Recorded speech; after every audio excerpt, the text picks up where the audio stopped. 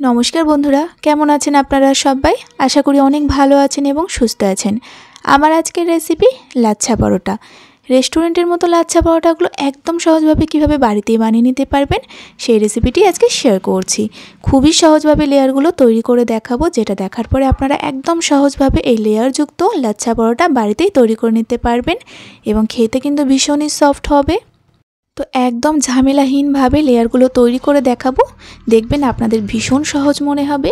তো আজকের ভিডিও অবশ্যই স্কিপ না করে সম্পূর্ণ দেখবেন। আর রেসিপিটা ভালো লাগলে একটা লাইক অ্যান্ড শেয়ার করে, আমার চ্যানেলে নতুন বন্ধু হলে আমার চ্যানেলটি সাবস্ক্রাইব করে আমার পাশে থাকবেন। তো আসুন বন্ধুরা, দেখে নিন আমার আজকের রেসিপি। তো সবার প্রথমে আমি ময়দা মেখে নেব। একটা ছোট সাইজের বাটিতে করে মেপে 1.5 বাটি পরিমাণে ময়দা নিলাম। আর অবশ্যই চেষ্টা করবেন ময়দা দিয়ে এই পরোটাটা বানানোর। তো এখন দিয়ে দিচ্ছি 2 চামচ পরিমাণে আমুল মিল্ক পাউডার। তবে এটা সম্পূর্ণ অপশনাল, আপনারা না চাইলে নাও দিতে পারেন, তবে দিলে কিন্তু টেস্টটা ভীষণ ভালো আসবে। স্বাদ মতো লবণ আর স্বাদ মতো একটু চিনি দিলাম। এখন দিলাম 1 চামচ পরিমাণে ঘি। আপনারা ঘিয়ের পরিবর্তে তেলটাও দিতে পারেন, তবে ঘি বা তেল যেটাই দিয়ে থাকেন না কেন 1 চামচের বেশি দেওয়ার একদমই প্রয়োজন নেই। খুব ভালোভাবে এখন আমি ময়াম দিয়ে নিচ্ছি। দেখুন, হাতের সাহায্যে একটু ঘষে ঘষে ময়ামটা ভালোভাবে দিয়ে নিলাম। এখন আমি ময়দাটা মেখে নেব ঠান্ডা নর্মাল জল দিয়ে, মানে যেইভাবে ময়দা মেখে থাকি নর্মাল সেভাবে মেখে নেব।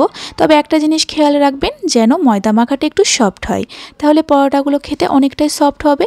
তো দেখুন, ময়দাটা আমি এরকম সফট করে মেখে নিয়েছি। এখন হাতের মধ্যে একটু ঘি মাখিয়ে খুব ভালোভাবে রেখে দেব। তো আপনারা তেল মাখিয়েও রেখে দিতে পারেন প্রায় 10 মিনিট মতো। তো এখানে ময়দা মাখাটা মোট 10 মিনিট মতো রেস্টে রেখেছিলাম। তো এই 10 মিনিটের মধ্যে ময়দা মাখাটা অনেকটা কিন্তু সফট হয়ে যাবে। তো এরপরে আর মাখার প্রয়োজন নেই। এর থেকে একই মাপের লেচি কেটে নিলাম। তো 5টা একই মাপের লেচি কেটে নিলাম। একটা লেচি তুলে আমি বাকিটা এভাবে চাপা দিয়ে রেখে দেব।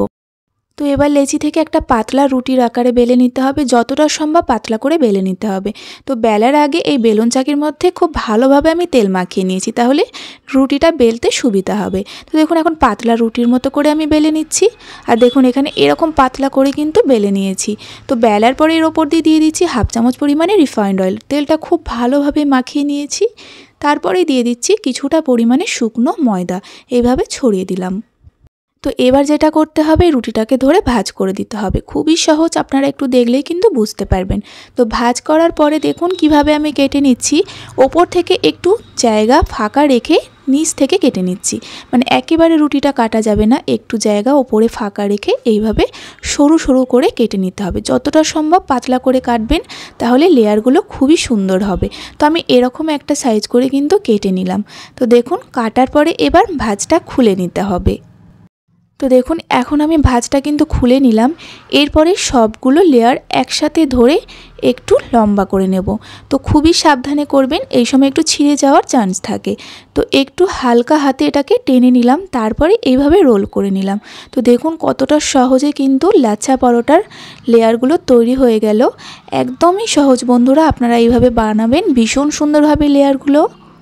তো আপনাদের সুবিধার জন্য আরও একটা কিন্তু আমি বানিয়ে দেখিয়ে দিচ্ছি। দেখুন, একইভাবে রুটিটা বেলার পরে আমি তেল মাখিয়ে শুকনো ময়দা ছড়িয়ে নিয়েছি, তারপরে রুটিটা উল্টো করে এইভাবে কেটে নিচ্ছি। তো দেখুন কিভাবে কাটলাম, একটু জায়গা ফাঁকা রেখে কেটে নিতে হবে। এরপরে ভাঁজটা খুলে এইভাবে একসঙ্গে করে একটু লম্বা করে রোল করে নিতে হবে। তো বন্ধুরা দেখুন কতটা সহজে কিন্তু লাচ্ছা পরোটার জন্য এই লেয়ারগুলো তৈরি করে ফেললাম। আপনারা কিন্তু অবশ্যই এইভাবে ট্রাই করবেন, দেখবেন ভীষণ সুন্দর হবে। তো আবারও একটা লাচ্ছা পরোটার জন্য ডো এখানে রেডি হয়ে গেল। তো এই একইভাবেই কিন্তু আমি সমস্ত ডোগুলো রেডি করে নিলাম। তো দেখুন, এখানে 5টা পরোটা করব, 5টাই কিন্তু আমি রেডি করে নিয়েছি। তো এখন এগুলোকে বেলে নেব। তো বেলার জন্য আমি এখানে একটা লেচি নিয়ে নিয়েছি। এবার অল্প একটু তেল ওপর দিয়ে দিলাম। এবার হালকা হাতে এটাকে বেলে নিতে হবে। আপনারা চাইলে হাত দিয়ে চেপে চেপেও পরোটাটা তৈরি করে নিতে পারেন, তবে হালকা হাতে বেলে নিলেও কিন্তু অসুবিধা নেই।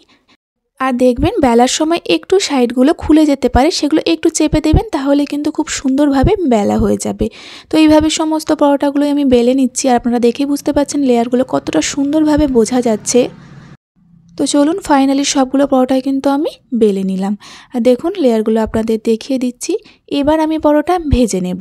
তো ভাজার জন্য তাওয়াটা ভালোভাবে গরম করে প্রথমে একটা পরোটা দিয়ে দিলাম। একটা সাইড একটু হতে দেব। তো একটা সাইড হলে উল্টে দেব, আবারও অপর সাইডটা একটু হতে দেব।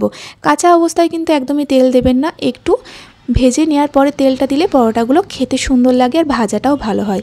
তো দেখুন দুই সাইড যখন ভাজা হয়ে যাবে হালকা, তখন এর মধ্যে রিফাইন্ড অয়েল দিয়ে দিলাম।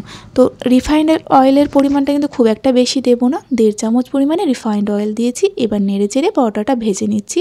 আর এখানে গ্যাসের ফ্লেমটা একদমই মিডিয়াম করে রাখবেন। পরোটা ভাজার সময় ফ্লেমটা একদমই মিডিয়াম থাকবে, একদম লো ফ্লেমে কিন্তু পরোটা ভাজলে খুব একটা ভালো লাগে না। তো আমি এরকম একটু হালকা কালার করে ভেজে নিচ্ছি, আপনারা একটু বেশি চাইলে বেশি কালার করেও কিন্তু ভেজে নিতে পারেন। বেশি কড়া করে ভাজলে পরোটার সফটনেসটা চলে যায়, তাই হালকা করেই আমি পরোটাগুলো ভেজে তুলে নিচ্ছি। তো দেখুন একটা পরোটা ভাজার পরে আবার একটা পরোটা আমি ভেজে নিচ্ছি, আর লেয়ারগুলো দেখতেই পাচ্ছেন কতটা সুন্দরভাবে তৈরি হয়েছে। তো ফাইনালি সবগুলো পরোটা আমি ভেজে নিলাম। তো এখন তৈরি হয়ে গেল একদম রেস্টুরেন্ট স্টাইলে লাচ্ছা পরোটা। তো ভীষণই সুন্দর হয় বন্ধুরা, আপনারা এইভাবে বানিয়ে দেখবেন। পরোটার লেয়ারগুলো যতটা সুন্দর হয় খেতেও কিন্তু একদমই সফট হয়। যে কোনো পরোটা বানানোর ক্ষেত্রে ময়দাটা অবশ্যই ভালোভাবে মাখা প্রয়োজন, সেই দিকটা কিন্তু লক্ষ্য রাখতে হবে। তো আপনারাও এইভাবে পরোটাটা বাড়িতে বানাবেন, দেখবেন সকলের ভীষণ ভালো লাগবে। আর আমার আজকের এই পরোটার রেসিপি যদি আপনাদের ভালো লেগে থাকে তাহলে অবশ্যই একটা লাইক অ্যান্ড শেয়ার করবেন, আর তার সঙ্গে অবশ্যই একটা কমেন্ট করে কিন্তু জানাবেন। আর আমার চ্যানেলে এরকম নিত্য নতুন রেসিপি হতে প্লিজ আমার চ্যানেলটি সাবস্ক্রাইব করে আমার পাশে থাকবেন। আজকের ভিডিও এই পর্যন্তই, আবারও ফিরে আসবে এরকম ভালো ভালো রেসিপি নিয়ে। আপনারা সকলেই ভালো থাকবেন।